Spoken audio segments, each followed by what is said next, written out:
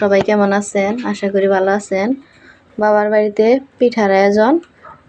দুপুরে গরু জবাই দিছিল, সেই গোস্ত আমার এই যে ভাইয়ের বউ খাইছে, এখন উঠাইয়া দিব। এই যে এক পাতিলে দুধ জাল দেওয়া হইতেছে, আরেক পাতিলে ওই যে চড়াইছে গরুর মাংস আলাদা করে, 2 বাগানে রান্না করতেছে। এই যে আরেক পাতিলে ওই যে পিঠা, একটু পরে আমার আম্মা পিঠা বানাবো, আপনাদের সাথে শেয়ার করতেছি। দেখতে থাকেন, ভালো লাগলে শেয়ার করবেন, লাইক করবেন, আমার চ্যানেলটাকে সাবস্ক্রাইব করে দিবেন।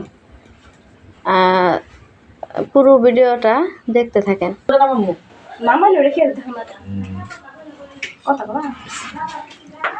এই যে আমাদের দুধ জাল হয়ে গেছে, এখানে যে গোস্ত উঠাইয়া দিব, মাখায় রাখছিল।